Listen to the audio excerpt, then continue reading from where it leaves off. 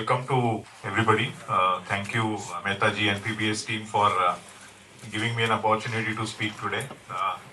I've been contributing on various platforms, including e-mobility, ESG, carbon markets, then green hydrogen. I am a national level faculty for strategic issues on green hydrogen as a subject. So I've been invited to speak at G20 in 2023. So three sessions I've addressed, one at Pune, one at Sikkim. Fortunately, the Sikkim session was with Mr. Sujit Kumar, who's taking the net zero bill ahead. As a member of parliament, he's taking the net zero bill ahead on behalf of government of India. The bill has been passed, I think, in the House of Parliament. Lok Sabha it has been passed, but somewhere it has got stuck up because corporates are not really in a position to, really think about in terms of implementing net zero. It's not easy. And if you look at some of the commitments by companies like Reliance and all, Reliance has committed 2035 as net zero. So it's going to be a humongous task in terms of how things can actually materialize. So in terms of my experience and exposure to carbon markets, I was invited in one of my previous companies to, along with the chairman, to basically present to Dr. Hardik Shah. Dr. Hardik Shah is the Deputy Secretary PMO, and on why India needs carbon markets. So if you really know the background of carbon markets in India, MCX was trading carbon, CERs till 2010-11. After that, globally, because of the issues on Kyoto Protocol and the commitments falling through, the entire market actually collapsed. The pricing actually went down below $1, and that is how the entire market collapsed. And even today, there are significant issues and challenges because older protocols and commitments are not really coming forward. So those has been the challenges as far as carbon markets are concerned. So when we presented to Dr. Hardik Shah, we were asked as to what is the importance of carbon markets for India. Fortunately, that has actually become a legislation now. So 8 companies were invited to present in an online session at Delhi. So obviously those days there were difficulties traveling. Then we also presented to Dr. Rajiv Kumar, who was Vice Chairman Niti Aayog, and as to why India needs carbon markets and how things can be exploited, including the suggestions on pricing. What should be the base price for carbon market? So from where it should start, because ultimately, if you have to look at carbon market starting, the pricing has to be reasonable. Otherwise, if you keep pricing which is equal to Europe or whatever, it's obviously going to be a challenge. And Europe, Germany started with 25 euro, going up to 55 euro by 2026 or 27. And then if you look at ETS market, yesterday you mentioned Satish about the ETS markets. I was trying to see online, what is the current pricing. So yesterday I could see a pricing of 70 euro. So the range has been very fluctuating for carbon markets under ETS, which is the emission trading system. So I think all of you should spend time studying the emission trading system in Europe, because that is the base basically from which most of the things have been taken. And in India, after things have been passed at the parliament level, BE has been working on it, Bureau of Energy Efficiency. So they have come out with carbon credit trading scheme. Then they come out with a technical document also. I was just discussing with Sharma ji today. It's a long 220-page document. So most of you whom are engineers can actually study that document and see what are the criteria for determining the carbon, and then how you can actually get the credit for that in the coming days. Overall, if you see, just to the size of capital markets globally, if you see, today the size of capital markets globally are 110, 120 trillion dollars. Commodities market is much bigger than capital market, and we presume that globally carbon market should be equally bigger. So you can imagine the size of carbon market that can actually emerge over a period of time in the coming, next. Any idea as to what should be the carbon mitigation for a company like Walmart? Any idea? Anybody has studied anything? Because why I am trying to, ask these questions is because it is important to know as to what could be the size even from one company perspective. So what could be the size of carbon emission required by, say, a company like Walmart or even Microsoft for that matter? Walmart, we are all aware, significantly larger operations in Europe and, US and Europe. And then obviously spending huge amount of money on energy, and any idea as to what is the per capita electricity consumption in India as compared to US? Any idea? 100. In India, the per capita electricity consumption is 1200 units. Out of 1,200 units, I think I'm very sure 90% of the units are consumed in cities. Villages people don't consume more than 7, 8 or 10 units on a per month basis. If you really look at, I mean, that's the kind of, fallacy we have. So you can imagine the kind of potential from a carbon market perspective in India. US is 12,000 units. Yes, nothing. 100. And you can imagine, I'm very sure Singapore would be 15, 17,000 units. Japan is around 8 or 9,000 units. Most of the developed nations have anything between 7,000 to 10,000 units on a per capita basis consumption. So you can imagine India with 140 crore population now, maybe another 10, 12 years, our population will be 155, 160 crores with a per capita unit consumption of 5,000 units. So you can imagine the kind of energy requirement we need. And that's the kind of energy which can actually come from, most of it can come from renewables, which is basically solar, wind, storage, and then obviously, it can also come from a process side, it can come from hydrogen. So from a mitigation perspective, it is important to understand how things can actually happen. If you look at a typical manufacturing process, 40% of your emissions actually come from electricity, broadly, 40%. 40% comes from process and 20% broadly comes from transportation. So this is basically the broad breakup in terms of, how emissions can happen, and that is why BE has come out with the process visa scenario, which talks about initially 7 or 8 or 9 sectors. We basically have to be compliant, compulsorily to be mitigated, and you have to have a compliance target on a year-on-year basis. Then when you talk about from the point of view of EV, the biggest advantage for India could be that we are currently consuming 8% of the world's hydrogen. If people think that India is not consuming significantly higher hydrogen, we are there. In terms of population, we are at 17-18% of the world population, but in terms of hydrogen consumption, we are at 7-8%. So we are consuming around 7 to 7.5 million metric tons of hydrogen, out of which roughly 80% is basically into fertilizers and refineries. So we basically import LNG, crack LNG through SMR, and using that we convert it into grey hydrogen. So the biggest emerging opportunity from India from a carbon mitigation perspective is going to be hydrogen, because long distance hydrogen is the cheapest solution today. What is the price of diesel today? 100 rupees average per liter. It will depend on cities to cities depending on the taxation structure. But if you take 100 rupees, your typical city bus doesn't run for more than 3 or 4 kilometers, right? In 100 rupees. Your per kilometer cost of for diesel is roughly anything between 25 to 30 rupees. Even if you take green hydrogen today at 350 rupees and divide that by 15 kilometers per kg of hydrogen as the efficiency, you are still lower than 20 rupees or 22 rupees. So if you are able to convert what has been the suggestion at the NITI Aayog level, and NITI Aayog has now started looking at it and promoting, is basically use of blue hydrogen. Currently, grey hydrogen is produced significantly in India. So, they are also, NITI Aayog has now started talking about, in one of the last few sessions, they started talking about blue hydrogen. So when you actually produce grey hydrogen, you capture the carbon. And then that carbon becomes a permanent capture, because it can be used for materials, it can be used for seeds, it can be used for anything else, packaging material. And then it can be permanently captured for 25, 30 years. So that's the kind of way, NITI Aayog is actually also trying to promote, because in India, looking at the current structure of import of crude, we are even today importing 83% crude, right? So we are too much dependent on world in terms of, and that's the whole fight in terms of US putting sanctions on India, saying that don't buy Russian crude. And if you see, even 2 days before, India, Brazil, and India, China, and Russia were actually threatened by the US authorities, saying that please stop this exercise, please stop funding the Ukraine war.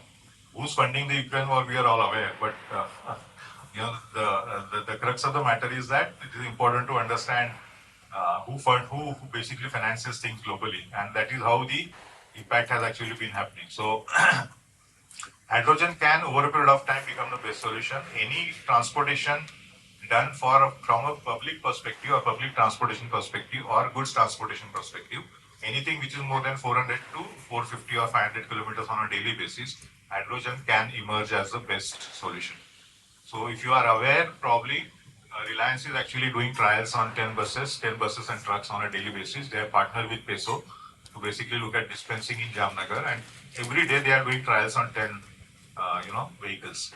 It's a mixture of trucks and buses. So they want to use large part of their blue hydrogen, which will come out next year onwards, to basically look at long distance transportation. Reliance is one of the only companies which has got 5,000 trucks on its own books. Generally, if you look at the entire truck market is very fragmented. People will have 50 trucks and 100 trucks and 200 trucks, and then they all aggregate to basically supply. To supply on a regular basis for a large company. But Reliance has its own 5,000 trucks. And that is why they invested in technology. Basically, they invested 5,000 crores to create a hydrogenized technology, which was demonstrated 2 years before at Goa in the India International Energy Association show at Goa. And now they are doing trials to basically ensure that they have enough data points to basically look at how things can actually move. So this is basically the background in terms of the carbon markets. So in India, we then, accredited carbon verifiers who will be basically the energy auditors. So that document has actually been released by the government, but there are certain criteria which therefore may be difficult for people like us to, comprehend. In terms of carbon markets, which are the, compliance market perspective, what are the sectors which have actually been identified by Government of India?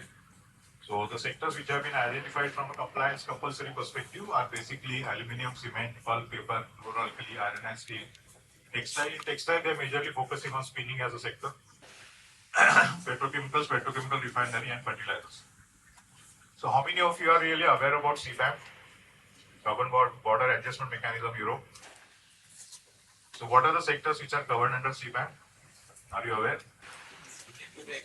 So they are covering aluminium, they are covering cement, they are covering iron and steel, they are covering fertilizers, they are covering petrochemical, and they are covering hydrogen also. There are 6 sectors currently under coverage from a CBAM perspective. And what they said is from 1st of January 2026, carbon tax will be applicable in Europe. So at every state in Europe, wherever you export, carbon tax will be applicable. Reporting has been deferred. CSRD reporting has been deferred by 1 year, but I don't think European Union is really, in a mood to really defer the carbon tax. It may get deferred by another 6 months. We are hardly, 5 or 6 months away from what can happen in Europe in terms of the carbon taxation. But they are very, very adamant about, if you look at some of the deliberations which have been going on between India and Europe, 2 days before India, UK FTA has been signed, right? But India, Europe still not finalized. Why? Because there are too many challenges. Europe has around 27, 28 countries, and all of them putting together, and then those are basically challenges. So there are parameters which say that effective impact of carbon tax in Europe could be anything between 3% to 30%. So there are bigger sectors where the impact would be 3%, 4%, but 3%, 4% is basically on sales figure.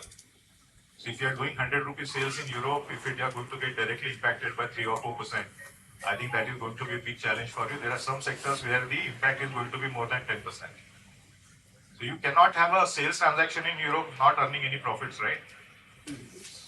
And why I'm so confidently saying this, because I've seen presentations of companies in Kolhapur, Sangli Belt in Maharashtra, who are supplying castings and forging to Europe, and they are my clients. So I've seen presentations which they have been given PPTs, and they have been given 20-page Excel sheet saying that you need to comply with this. So it's not going to be easy. So whether you talk about carbon market, whether you talk about BRSR, how many people are aware about BRSR? So BRSR is Business Responsibility and Sustainability Reporting, which is compulsory for top 1,000 companies in India. Top 1,000 companies as of market capitalization. So these companies indirectly cover 70% of India's market value. And because of 70% India's market value getting captured, almost 2 lakh people on the supply chain side are indirectly covered. India today has almost 16 lakh registered companies. So out of that, you can imagine 2 to 2.5 lakh companies are already covered. So that's the kind of current scenario. When you go to core, BRSR core, as well as for other reporting requirements, things will slowly become very, very stringent in terms of reporting. I have done work for a company. I have done ESG implementation for a company where they supply to all top OEMs in the country except for Maruti Suzuki. The norms are very, very stringent. People like Mahindra are sitting on your head and telling you what is your score on day one. If your score is less than 50, they are giving you direct threat saying that in next 3 years your score has to improve to 90. If you don't improve to 90, 40% of your business is cut off. So don't think that carbon market is going to be some sort of it's going to be a joke or whatever, or government is not going to be serious. Modi ji is extremely serious about carbon markets. Otherwise, the deputy secretary will not listen to us for an hour and a half. And the things have already been implemented. It has already become a law. And along with that, ESG. Along with that ESG. So not only the environmental part of it, the social part of it. Social part considers like your human rights, discrimination, all these areas, and what you do near the plants is also going to be an important parameter. So these parameters are going to be very, very stringent, but the benefits are enormous. I'll tell you at the end of the program what are the benefits in terms of 3 or 4 companies which I have studied from a BRR perspective to BRSR. BRR is Business Responsibility Reporting, which started in 2012-13, and now 22-23 was the first year of reporting for BRSR. So these are the sectors, where compliance is compulsory. So you have to take a target. They will declare the target in the next 6 months, 1 year or so, and every year you have to comply. If my target is 1,000 this year, I've been able to comply to the extent of 800, 200, I'll have to go and buy CERs from the market. And those CERs will be basically people who have excess CERs, they can sell those CERs, and all this will happen through exchange. So there is no way out in terms of running away from all this. You cannot run away. If you are falling under these sectors, you cannot run away. And bigger companies in these sectors are going to get covered. Obviously, the entire supply chain is also going to get covered. So please understand that it is just not for the bigger companies, also the companies who are there in the supply chain. So then comes the voluntary and the offset mechanism. Voluntary and offset, if you look at the real guidelines, it is not possible for you to really do anything without support from BE. Voluntary people may say, okay, voluntary, I want to do it. There is a company in Bombay which is developing parameters for end-of-life vehicle. So all these EVs, or all these vehicles which can be, parts can be used after 3 years, after 15 years rather. The new scrappage policy says 15 years. So Mr. Gadkari has come out with a policy which says 15 years of scrappage. So any vehicle which becomes more than 15 years old has to be scrapped. And in that, can you recycle the aluminium? Can you recycle the steel? Can you reuse the part? Some of the parts may be really good. They may then need not be, scrapped or whatever. They can be reused again. So whatever carbon you are saving in that particular operation, those will be your carbon credits in the future. And all this is going to get monitored through QR codes. So anything and everything throughout the supply chain at every point of time basically will be monitored through QR codes. So there is no escape for you that this part was not mine, I did not supply this. You have to comply now, and that is how the emerging process is actually coming forward. So in terms of how the markets are going to operate, you can look at CERC is going to be the regulator. Central Electricity Regulatory Commission is going to be the main body. Power exchanges, there are 3 power exchanges today in India. Power, IEX, PXIL and HPX. So IEX, 2 days before, I don't know if anybody has seen the news, the stock has tanked 50% because of coupling. What used to happen is that the pricing for electricity was getting decided majorly at IEX because 80% of the market share was belonging to IEX, and the other 2 exchanges were having hardly 20% market share. Now with coupling is where government will actually decide the pricing. So the pricing power of IEX has actually gone 2 days, 3 days before, and the stock has tanked 40% on Monday. So these 3 exchanges will be basically the exchanges where carbon credits will be actually traded. So you have no other parameter, but there could be opportunities for professionals within you who can actually become members of the carbon exchange tomorrow. So you can actually, like a stockbroker or a commodity broker, there could be career opportunities even to become a carbon broker in the future. And then there could be significant amount of research going on in terms of how stock market brokers appoint research analysts, right? Then there are asset managers. So tomorrow there could be another opportunity for asset managers also on the carbon side in the future. So these are the kind of emerging opportunities. BE will be responsible for carbon credit certificates. Verification reports on actual ground will be done by carbon verifiers. So this is another area which is a little bit cumbersome. There are certain challenges in that. When the first guidelines came, for public consultation, we had suggested that individuals who are supposed to be participating as accredited carbon verifiers, they should have a net worth of around 20 lakh rupees. If they are companies, then it should not be more than 50 lakh rupees. But yesterday again in the evening, I was seeing the document.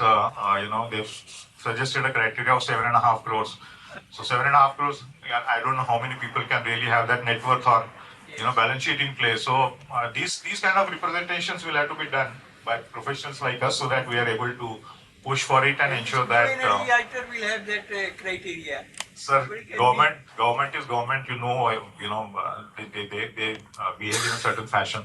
So we need to push it at the right corners. I am trying to do it through my way. You can also try.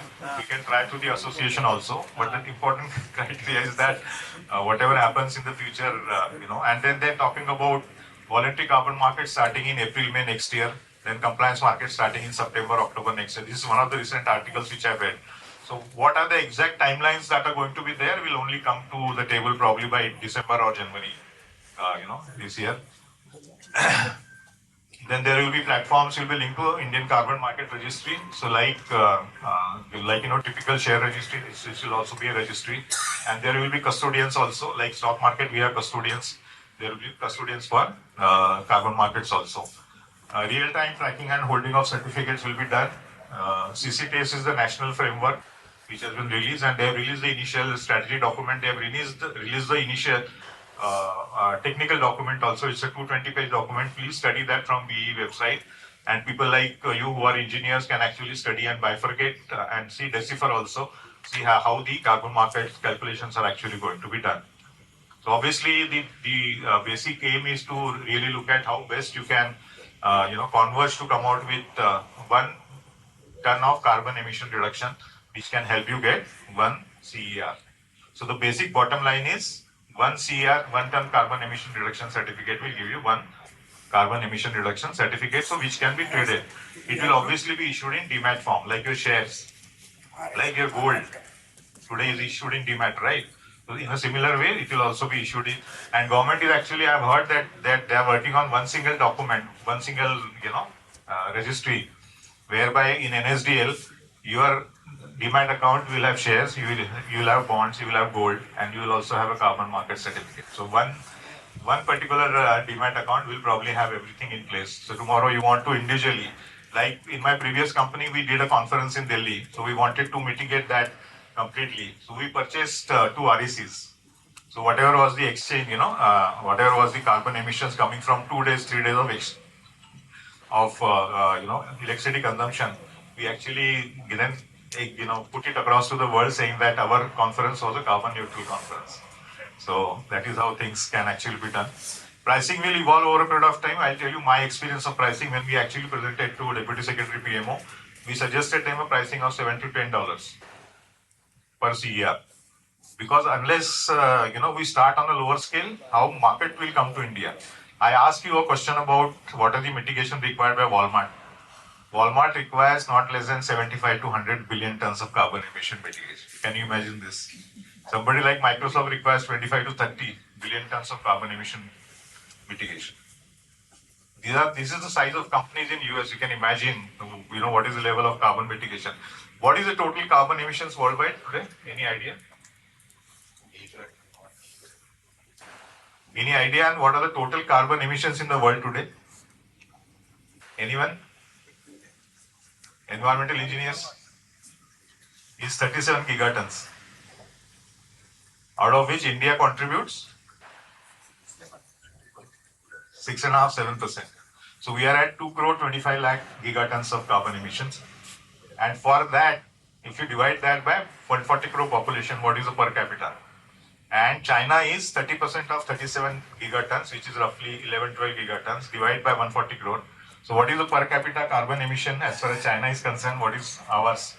And US is 13% of the global carbon emission. So US is 13% is roughly 4.5 or 5 gigatons divided by 35 crore population. So per capita carbon emissions in US and China are significantly higher, and we are being pushed to the wall saying that we should do 500 gigawatt renewable energy and do more carbon emissions, But Modi ji has taken a target. We already have reached how much? What was the renewable figure 2 days before? Any idea? What was the 242 gigawatt? We already reached 50% of the target, which was supposed to be reached in 2030. We not reached there in terms of the number, actual number, which is 500 gigawatt, but in terms of percentage, we are already there at 50%. So please imagine that out of a 470 gigawatt of total power requirement, why 470 gigawatt? Any idea? We only on a daily basis consume not more than 250, 260. But we are at 470 gigawatt. Why? What is the reason? That's the capacity, this is the consumption. Yeah. Because 210, 242 is renewable. So renewable can't give you efficiency more than anything between 20% to 32, 33%, because wind is 30% plus and renewable is basically, solar is at 20 to 23%. The recent panels launched by Reliance, has anybody read what is the efficiency? It is 23%.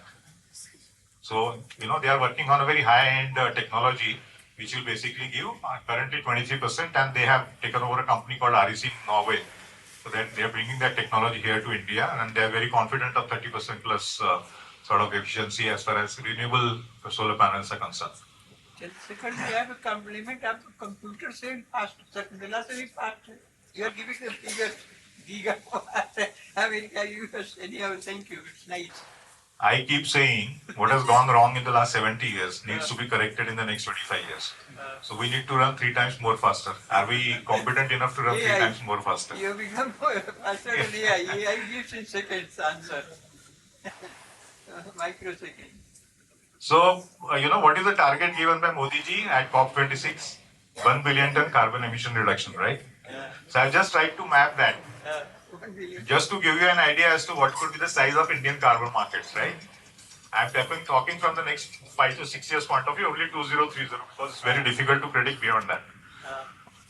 So when we talk about 1 billion ton, energy is almost 75%. So breakup of energy is given, then agriculture, industrial processing, and then waste. So if you take a pricing, base case pricing of $10 going up to $20, $25 to $20, again $30. You can imagine the kind of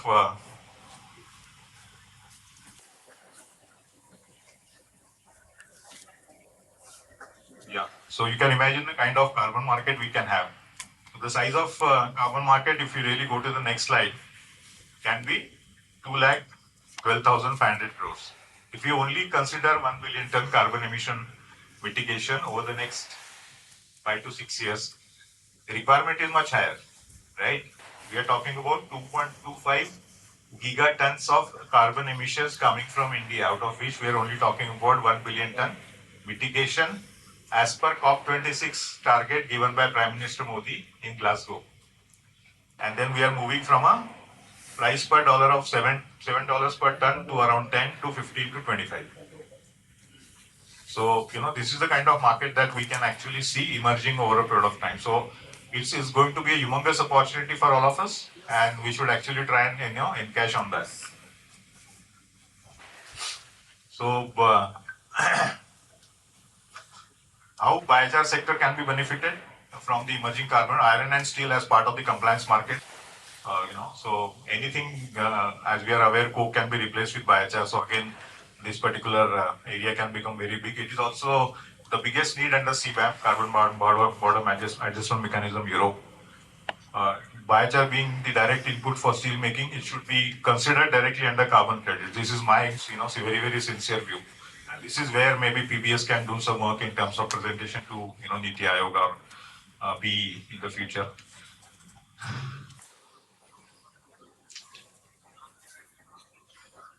And then similar efforts should also be done for the fertilizer sector. So basically, even if we take 2 large sectors in India, one is steel making, because India probably needs 3 times more steel capacity than what it is today, right? Because if we have to compete with China, even if you look at textile as a sector, which government is talking about from a compliance point of view, today our textile exports are only $35 billion.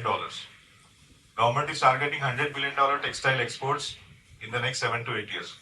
What are China's textile exports? Any idea? $300 billion. And even today at $35 billion, our textile exports are lower than Bangladesh. The tragedy is that we are lower than textile export as far as Bangladesh is concerned.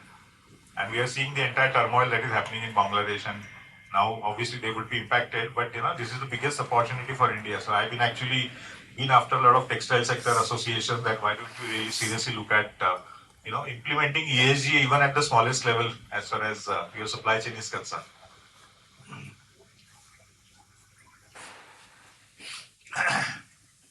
So accredited carbon verifier, again, as I discussed, what are the challenges?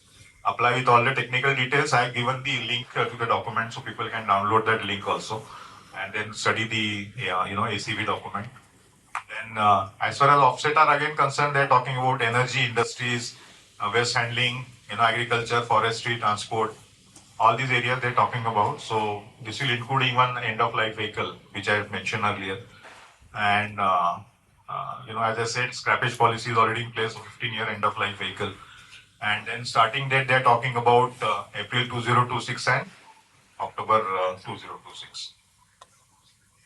So just either biochar, if you take energy side, somebody yesterday said, I think Siddhartha or somebody said, then it will not be eligible for carbon credit. So, there are a lot of energy. there are a lot of things which are under debate at this point of time. And as long as you can prove the effectiveness of carbon mitigation, I think you should be benefited, right?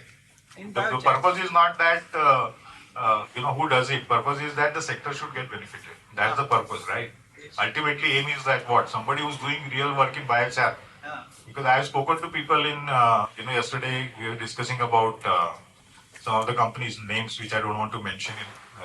During dinner yesterday, we were actually discussing. So there are companies who are willing to pay even 25-30 rupees per kg for biochar. It's a good quality biochar. So, people are interested. I mean, nobody wants to unnecessarily spend foreign exchange. And obviously, the ultimate aim of all the PLI schemes, if you look at all the PLI schemes today, production linked incentive schemes of the government, what is the basic aim? The basic aim is that local supply chain should get developed, right?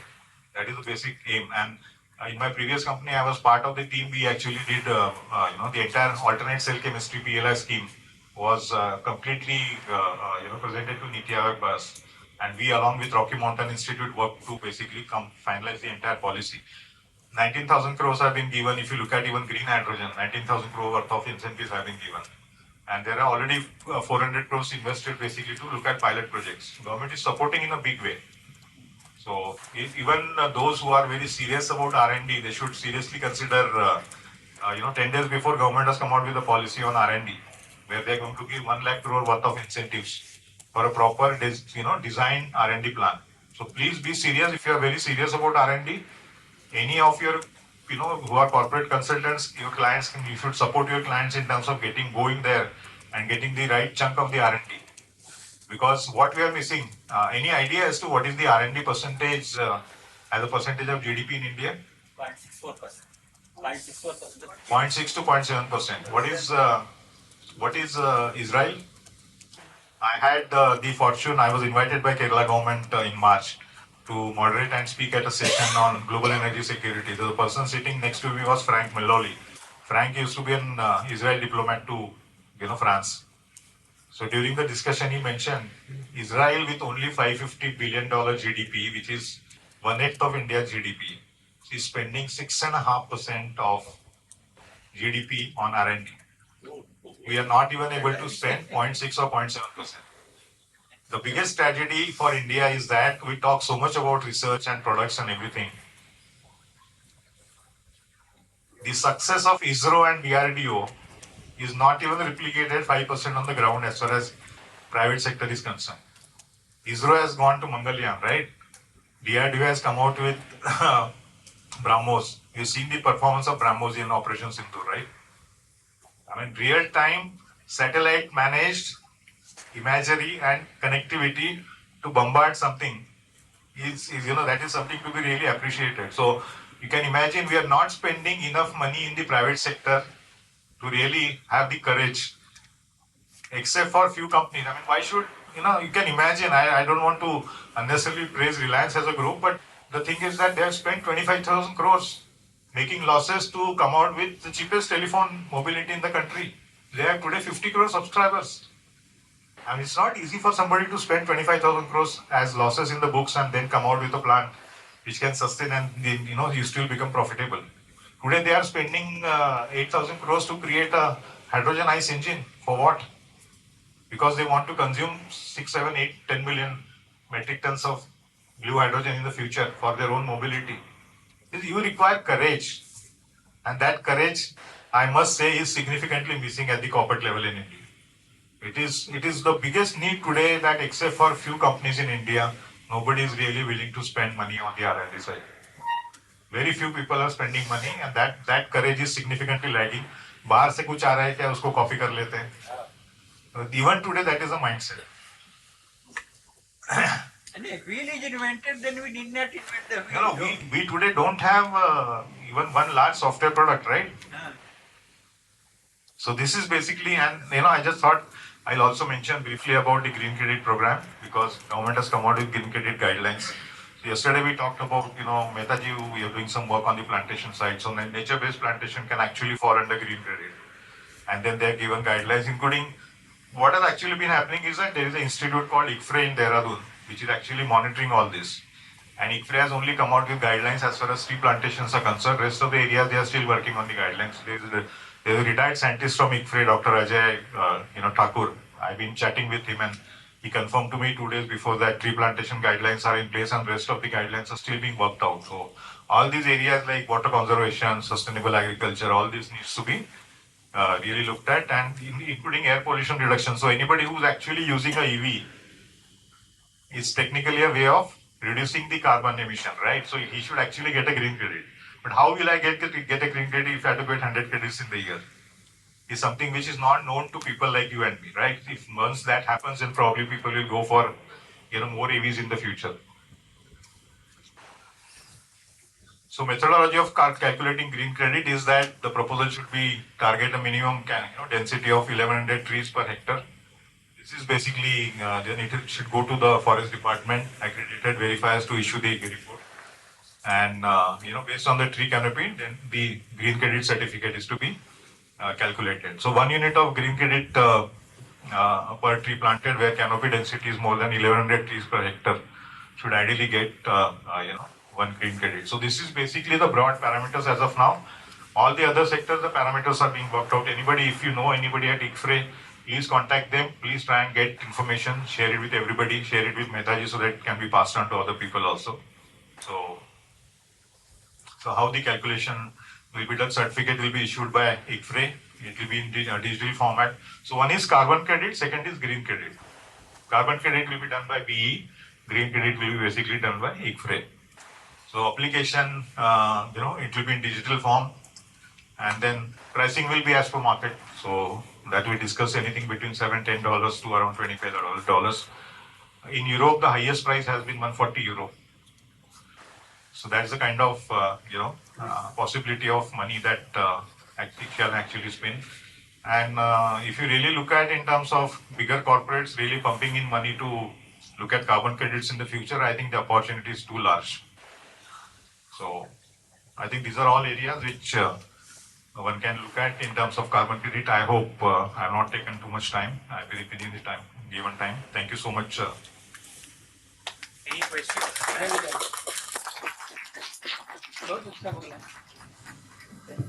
This was an excellent primer on carbon credit, sir. Thank you very much. I think you touched upon a lot of good topics, including green hydrogen, CBAM, BRSR, power trading. So I think the lot of areas on which those who are interested in this subject can research upon and study, and of course reach out to him as he's part of PBS as well. Any questions, please? Excellent presentation. Sir, one question, sir. As you mentioned, gray and blue and hydrogen. Yeah. First gray, then blue, then green. What is the difference between the three? Any idea? Basically the carbon content. Gray has large carbon content. Blue has hydrogen plus carbon is captured, and that carbon can be converted to a chair. It can be converted to a cylinder. I'll tell you, I had the opportunity to work upon a fuel cell bus in my previous job. For carrying a 7.7 kg hydrogen, which is roughly, even if you take price of 500 rupees a kg, It's roughly not more than 5,000 rupees, right? So for carrying 5,000 rupees worth of hydrogen, we had to import a cylinder which was costing 10 lakh rupees. So under any circumstances, you cannot have any ROI, right? 25 years, you cannot have return on investment. So that is where Reliance and other companies are trying to do work. You must make note of a company called Time Technoplast. Time Technoplast is a company which has developed Type 4 cylinder first time in the country. So they are trying to now tie up with a lot of companies in Europe and US. So first Indian company which has developed Type 4 cylinder. So they are a listed company with a very strong presence on R&D and packaging side. So they have developed this particular product. Yeah. So this is basically carbon content is the difference. So if you are using completely renewable energy, obviously there is no carbon content in that. Yeah. But electrolyzer again is a challenge because if you are using normal water, then it requires 20 liters, per 1 kg of hydrogen. If you are using demineralized water, it requires 12 liters. So water requirement is also going to be a challenge, as semiconductors also. Yeah. Am I eligible Yeah. for carbon credit and the green credit simultaneously? It depends on the activities, no? This is both. Yeah. If you are doing nature-based plantation and then going ahead with ultimately with converting that into biochar, certain period you will get green credit, certain period you will get carbon credit. Yeah. Why will anybody stop you as long as doing it legibly? Yeah. So any further questions or yeah? Is there any difference between short-term credits and long-term credits in case of green credits? Because the plantations will be also utilized. Say, for example, in case of paper industry, they will utilize it within about say 4 to 5 years. Yeah. In such cases, So ultimately they will want, what government will want, you do bamboo plantation, convert that into biochar. So it becomes a permanent activity, that right? is of course permanent activity. Yeah, But when it is utilized, Yeah. For making paper and all that, So then how it is being treated? So you will get it till the time you don't convert it into paper. You should get green credit, right? After that, is you will not short-term get credit. it. Yeah. That is short-term credit. Yeah. It's capturing carbon dioxide. Your plantation has to go on. Yeah. If your plantation, if you reutilize the plantation for some industrial purposes, then the project is over. Can Yeah. this be taken up as a CSR project? Yeah. CSR money can be invested into NBS, that is nature-based plantation. Sorry, and under the BRSR reporting, now as a matter of leadership reporting factor, government SEBI has come out with the guidelines on 28th of March, saying that if you are doing any plantation activity which can contribute to green credit, please report it under BRSR. Yeah. So they have also made it compulsory to report under BRSR as a leadership indicator. It's not an essential indicator. But those companies who are doing it, why will they not report? They are doing a good act, right? Yeah. Sir, but individuals who are planting trees in their house, can they claim credit? And we are aware, bamboo plantation has got the highest, carbon sequestration. It has got 35% more oxygen than any other plant in the world. And so it's useful. I mean, just to share with you, my document has been accepted, presented to Niti Aayog in terms of what should be the bamboo policy for India. And on that basis, they have taken input from 7-8 companies. On that basis, they come out with the final policy on bamboo, which is with Agriculture Ministry. Unfortunately, things don't move at the government level. It is lying with the government since last almost 9-10 months now. But it is I can tell you just from a number perspective that I worked out, we are losing out almost 10 lakh crore economy in bamboo. I can tell you this with numbers. China is already producing 40 tons per acre. Our production of bamboo is less than 1 ton per acre. So we are nowhere in terms of, that's why I'm saying R&D. R&D is such an important parameter for us to really propel ourselves to the next level. Yeah, thank you. One last. Sir, on the at the farmer level, what is the mechanism to access these carbon credits? All those activities that are shown. So Okay. out of the 8 activities, only 1 activity where they have given the guidelines right now. So you wait for other guidelines to come forward. On that basis, they should be able to eligible for. Best way for farmers to really get carbon credit is to go through FPO process, I think, because ultimately government will also, farmer producer organizations, they will get a lot of incentive from the government, and government cannot give money to you and me as a farmer directly. Government can give money to FPO, directly. So I think the government is in a very, very good mood to support. Like they given recently 1 lakh crore for R&D. And as the carbon markets progresses, I think they will give significant incentives at the farmer level also. I'm very sure about it. My suggestion to government has been that just 2 lakh crore worth of PLI is not going to help the government of India. Our incentives in India should be at least 25 lakh crores. Thank you. Thank you, sir. Please catch Dr. Chincholkar offline if you have further questions. Thank you.